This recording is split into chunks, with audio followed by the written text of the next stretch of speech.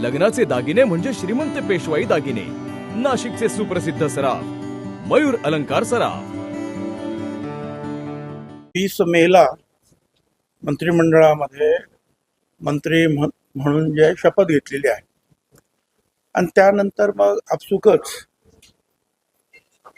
जे आमचं general administration जे आहे, डिपार्टमेंट आहे,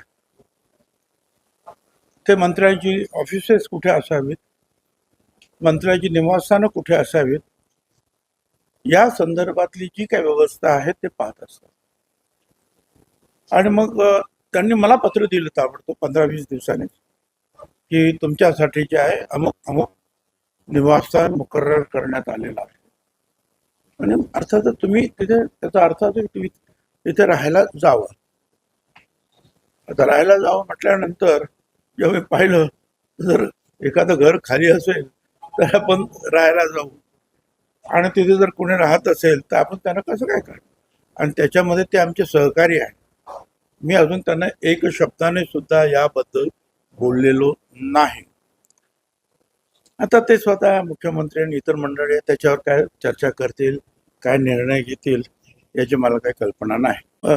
अर्थात लोकशाही आहे, आंदोलन करण्याचा अधिकार प्रत्येकाला आहे, त्याप्रमाणे ते करतायत. पण कशासाठी करतायत हे काही मला काही कळलं नाही. कारण मराठा समाजाला वेगळं आरक्षण दिलेलं आहे आणि मुख्यमंत्र्यांनी वारंवार सांगितलं की आम्ही त्या आरक्षणाचं संरक्षण कोर्टामध्ये सुद्धा करणार आहोत. परत जे गरीब आहेत त्यांना सुद्धा जे आहे मोदी साहेबांनी 10% जे आहे विकर सेक्शनसाठी आरक्षण दिले. तर ठीक आहे, आता बघूया पुढे काय होतं ते.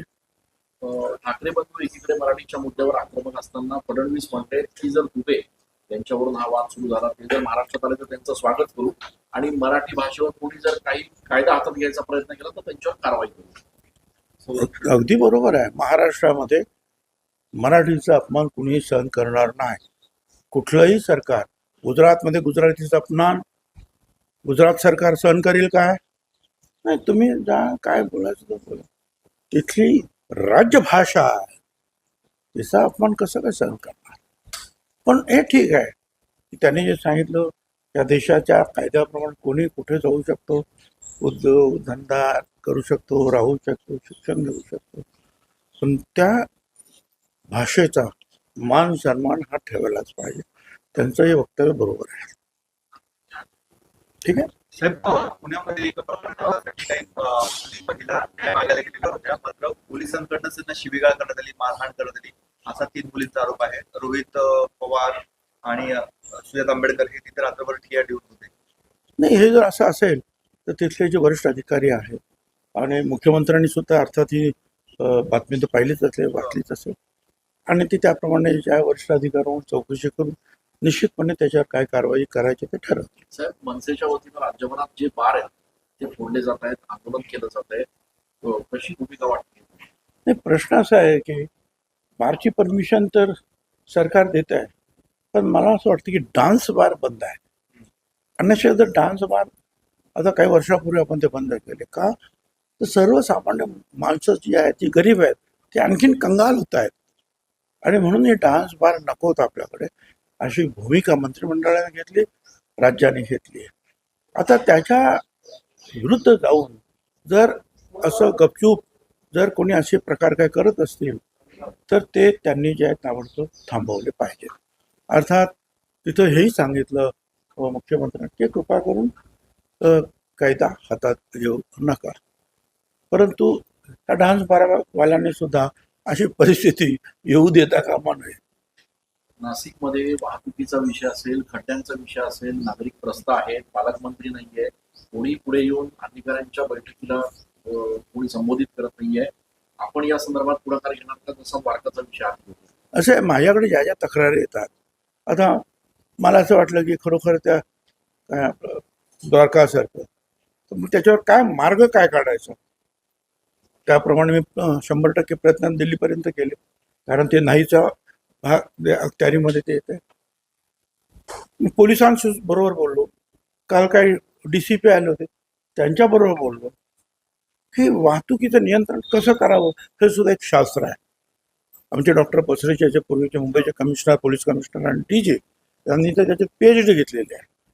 मी आमच्या कमिशनरांना सुद्धा सांगितलं, त्यांना सुद्धा हवं तर त्यांची तरी एक टीम आपण 2-4 दिवस इकडे बोलूया, ती प्रशिक्षण देईल किंवा आपली काय टीम असेल 8-8, 10-10 लोकांची ती आपण तिथे पाठवूया आणि त्यांच्याबरोबर त्यांना 2-2 दिवस 4-4 दिवस काम करू द्या.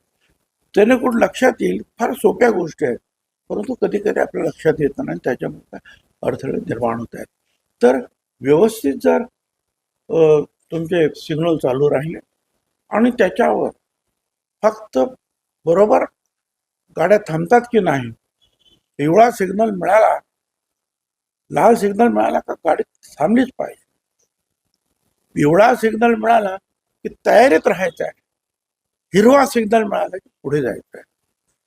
आणि जिथे सिग्नलच्या इथे झेब्रा जे आहेत कलर मारलेले आहेत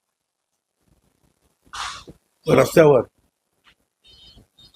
तिथे गाडी थांबली पाहिजे. सिग्नल पुढे येऊन नाही गाडी थांबली पाहिजे, मग अडथळा होणार. साध्या गोष्टी आहेत. आता मी पण सांगून पाहिलं, पण प्रत्यक्ष जर त्यांनी जर पाहिलं मुंबईचं किंवा मुंबईच्या लोकांनी इथलं, तर त्याच्यामध्ये फरक पडू शकतो. मी ती कमिशनर बरोबर चर्चा केलेली आहे.